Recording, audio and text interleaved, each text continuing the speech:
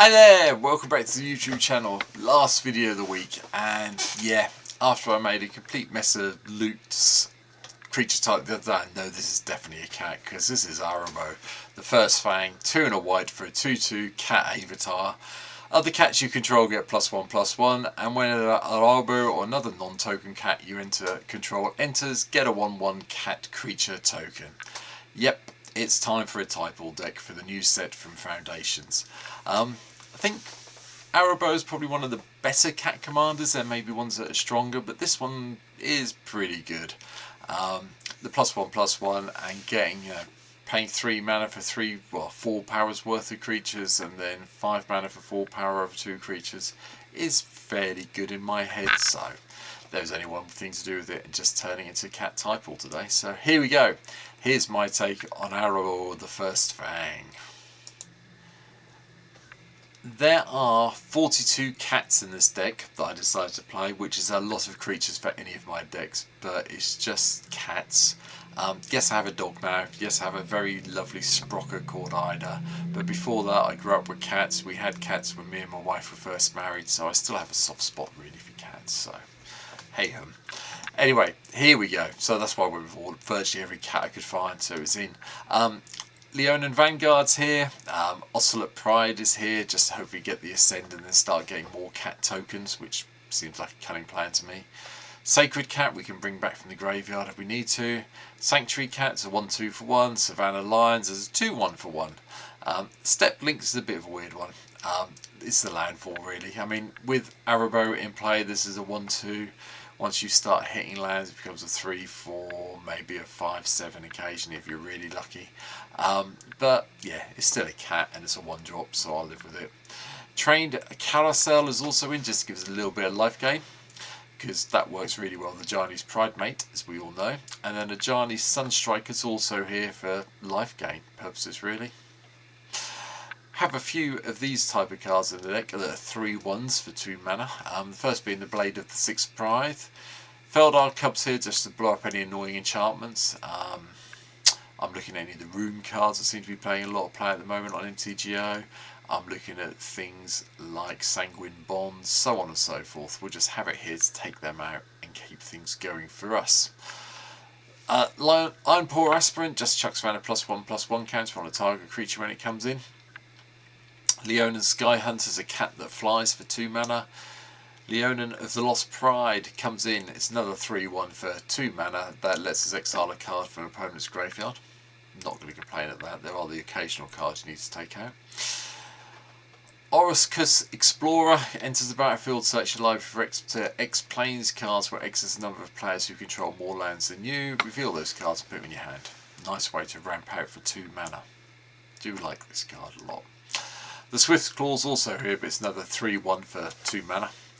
Pouncing Lynx is in, as long as it's our turn. The Pouncing Lynx has first strike. Nice. Savvy Sabertooth is just another 3/1 for 2 mana. Silvercoat Lion is a 2/2 for 2 mana. Trained Arix is the one from Outlaws of Thunder Junction, where we get to saddle it up, and then as long as it's saddled it gets first strike, and then we get to do a bit of scrying, but again it's another 3/1 for 2 mana. White Mane Lion is just here to bounce anything in and out that we think might be appropriate. I have used it in paper in the past to bounce my commander. Whether I'll be using it this time to cast Arahbo unless I need an extra cat token is doubtful, but it has got flash, and you do have to return something. It's not a May ability, so maybe you flash it in, bounce something that was going to die, and save it that way, so bear it in mind. Brimaz, King of Oruscus, is also in. When it attacks we get cat soldier tokens with vigilance that's attacking, and when we block we get cat soldier tokens with vigilance that can block.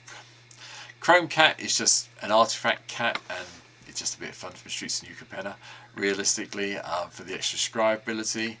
Kemba Skyguard comes in, gives us 2 life and flies through the air on the back of another bird as a cat. King of the Pride, yep, pumps all our cats up even more.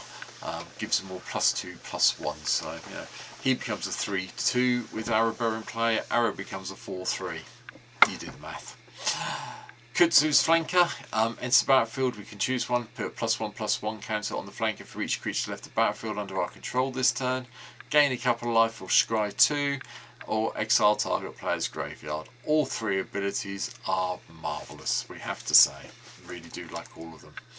Mage's Attendant is just a cat that gives us a little wizard we can sacrifice to counter a non-creature spell if we need to, unless someone pays 1.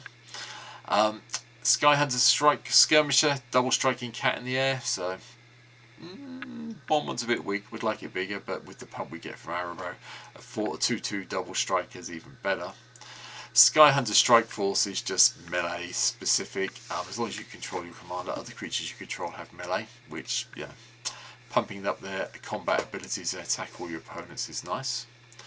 Arms Collector, if an opponent would draw 2 or more cards, instead you and that player each draw a card.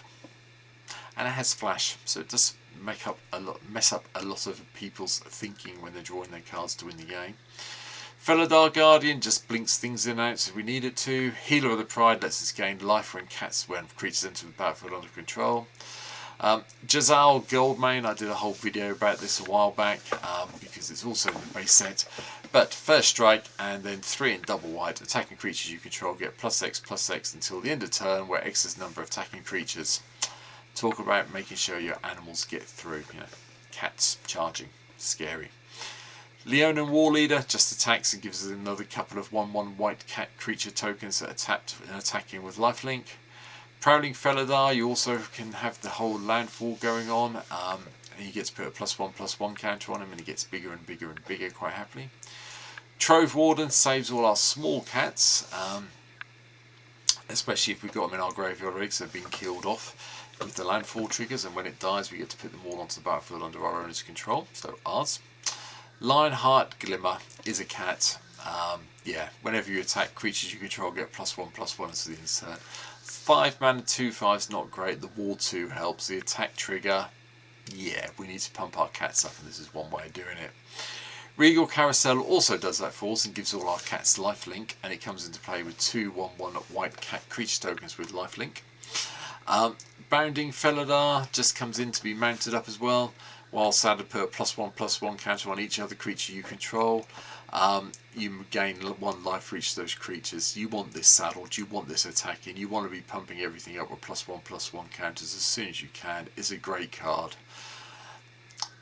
Had to be a little bit beardy. Yeah, Felidar Sovereign, 4/6 lifelink. We have 40 or more life, we win the game. Okay, my bad for playing it, but it's going in the deck because it is a cat. Jareth, the Leonian Titan, is also in. Whenever it blocks, it becomes a 11/14, and then it gains protection and colour from our choice until the end of turn. Don't forget, with protection from colour, you can pay it, protect from someone's colour, and just go through all their blockers and get in for some damage. Finally, Liberated Livestock. It just makes me laugh, this card. When it dies, you get a 1/1 cat, and you get, with lifelink, a 1/1 bird creature token with flying, a 2/4 white ox creature token. For each of those tokens, you may put an aura card from your hand or the graveyard attached to it. That's fine, but it just replaces itself with a load of other animals. You know, the cat runs away, and everything else gets to go out and play. Basically, it's how I see it. So great fun. Just the one Planeswalker, Ajani, Strength of the Pride, give us a whole load of life, or create more versions of its Pride Mate, depending on what we need to do.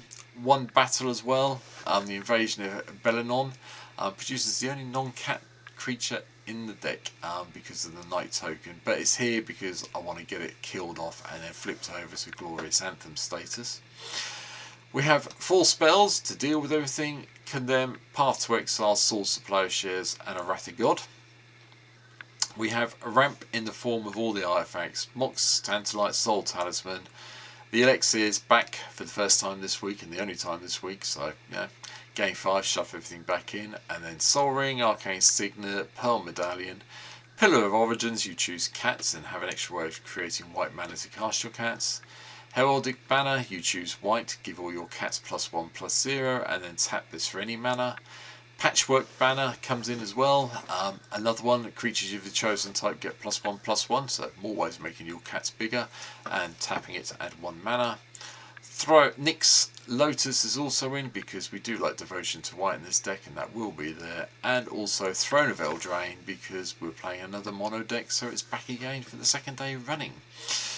Enchantments, Flowering of the White Tree gives Arahbo a bit of ward protection once we get there. Always Watching does the +1/+1 and vigilance for all our non-token creatures. Caretaker's Talent, we do have a few, not many, but we have a couple of ways of making tokens, don't we, with Arahbo. So yeah, we can maybe get a card draw occasionally if we have this in play, and then maybe get up to level 3 eventually, so when Arahbo comes back in, instead of coming in as a 2/2 cat token creature, it comes in as a 4/4 cat token creature. Felidar Retreat, cats or token or +1/+1 counters, whatever you want to do. Probably the cat tokens, because Virtue and Loyalty is also here with the other way of producing a non-cat creature, which would be a White Knight with Vigilance. But the +1, the double +1 plus, putting the +1/+1 counter on each creature we control at the end of turn and untapping them is quite significant. Lands, nothing too fancy. Unclaimed Territory and Secluded Courtyards, we named Cat to get that colour. 3 Tree Cities also here to give us a real another way of getting extra mana, a bit like Nykthos Shrine to Nyx does. Emeria, the Sky Rune, is here so we can get things back when they're died once we hit 7 planes or more. Flagstones to Trock here. I've seen a little bit more land destruction recently. If this gets killed off, so we go and get planes put into play. Idyllic Grange is just a nice way of putting a +1/+1 counter on something. Mikoko gives the card draw. Minas Tirith lets us draw cards when we attack with 2 or more creatures. Mistfall Plains puts everything from our graveyard on the bottom of our library. Nykthos is here, says we like Devotion. And then 25 planes. Nothing fancy in this deck beyond that. And that's it.